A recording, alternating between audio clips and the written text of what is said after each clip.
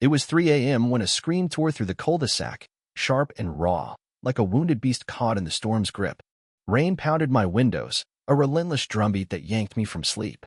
Heart racing, I stumbled to the front window, still groggy, and froze.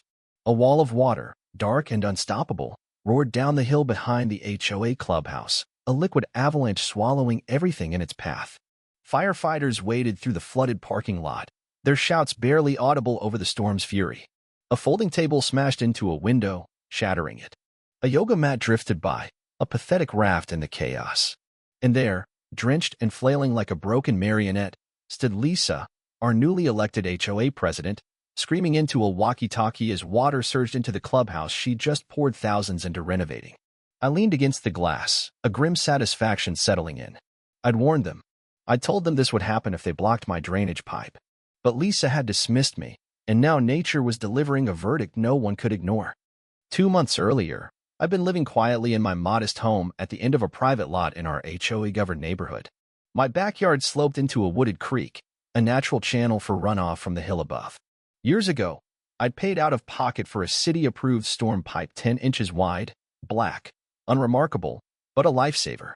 With proper permits and engineering, it kept my property dry, funneling thousands of gallons of rainwater into the creek without fuss. It was my silent guardian, until Lisa took over. She didn't just want to lead the HOA, she wanted to rule it. Her first act was an email blast titled, "A New Dawn of Beauty and Discipline," promising to transform the neighborhood into her vision of perfection.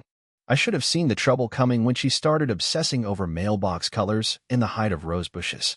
Annoying, but I could live with it. Then she zeroed in on my pipe. During a so-called aesthetic audit, Lisa declared the pipe an unacceptable blight. She emailed me a photo of it, circled in red, with a demand to remove it immediately, claiming it violated the HOA's visual harmony. I responded calmly, attaching city permits, engineering plans, and even a photo of the city inspector signing off on the installation. I offered to explain why the pipe was critical, how it protected not just my property but the entire slope, including her precious clubhouse. She ignored me. 2 days later, yellow tape appeared around the pipe, along with a noncompliance notice zip-tied to a shrub. Lisa had rallied her hand-picked beautification committee for a snap vote, deeming the pipe both ugly and illegal. I had 10 days to remove it or face fines. I showed up at the next HOA meeting with a flash drive packed with evidence permits, emails from the city, and topographic maps showing how the hill's runoff flowed through my property. I warned that capping the pipe would send water straight to the clubhouse. Lisa smirked from her chair, arms crossed. "Maybe you should have thought about that before ruining the landscape's natural charm," she said. One of her loyalists piped up. "Nature always balances itself." I bit back a scream and said, "If you block that pipe, it won't balance. It'll flood your clubhouse." I thought I'd gotten through. I was wrong. A week later, while I was at work, Lisa sent a landscaping crew to my property. Without warning, they dug up the pipe's outflow and sealed it with quick-set concrete. I came home to a gray lump choking my drainage system, fury boiling in my chest. The crew shrugged, saying they were just following HOA orders. I snapped photos, called the city, filed complaints, but bureaucracy moved slower than the rainy season creeping closer. Lisa doubled down, emailing me that all drainage must be HOA approved and visually compliant. It was absurd she treated a force of nature like a paint swatch. Most neighbors didn't even know about the pipe, and Lisa deflected their questions about soggy yards or pooling water near the clubhouse, blaming overzealous sprinklers. I knew what was coming. I rigged a water level sensor in my backyard, linked to my phone, and set up a wildlife camera to capture the slope. When the forecast warned of a monstrous storm, not a drizzle, but a thunder-cracking deluge, I sent one last email to Lisa and the board, begging them to uncap the pipe. No response. 2 days later, the skies unleashed hell. From my window, I watched the clubhouse parking lot become a lake, water angling down the hill. The runoff, now a mud-slick torrent, carried debris straight into the clubhouse. A decorative planter slammed into a door, forcing it open, and water gushed inside. Lisa stood in the chaos, soaked and shouting, as firefighters scrambled. I pulled on boots and stepped outside, the air thick with rain and tension. Lisa's face, lit by flashing sirens, was a mask of disbelief. She'd ignored my warnings, and now she was knee-deep in her own arrogance. The next morning, the neighborhood was a war zone. The clubhouse lawn was a sludge-pocked ruin, yellow tape flapping in the breeze. My camera had captured the flood's full fury sheets of rain, water pooling until it breached the ridge and crashed down like a muddy waterfall. I sent the footage to the city inspector and the HOA board with a curt note, in case you're wondering where the water came from. Neighbors who'd once backed Lisa now glared at her, arms crossed. My phone buzzed with alerts as the video spread online, fueled by drone footage from a local teen showing the devastation in brutal detail. A spray-painted sign appeared near the clubhouse, flood zone courtesy of Lisa.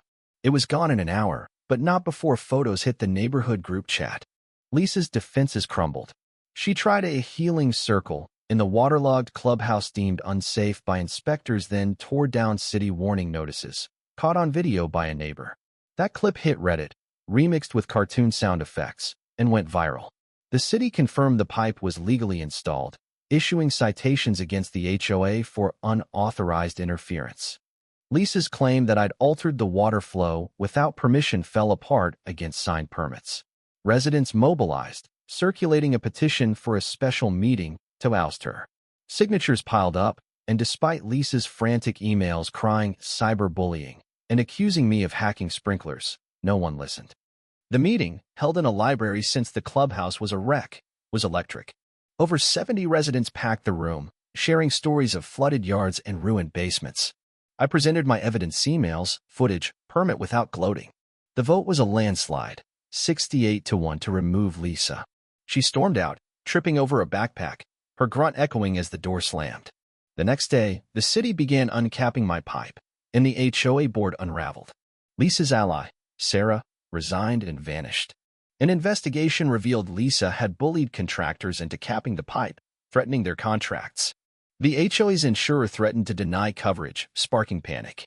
More scandals emerged. Lisa had axed rosebushes and denied a wheelchair ramp, ruling like a tyrant in a sundress. By spring, the neighborhood healed. The pipe flowed freely, nicknamed the floodgate.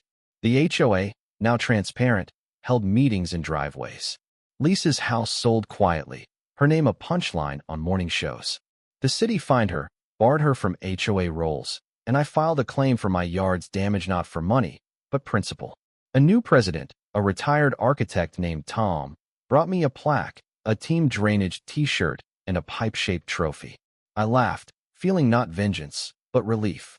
The slope bloomed again, kids played by the creek, and every rain, I'd listen to the water rush through my pipe, a quiet reminder of a neighborhood that learned to let truth in water flow.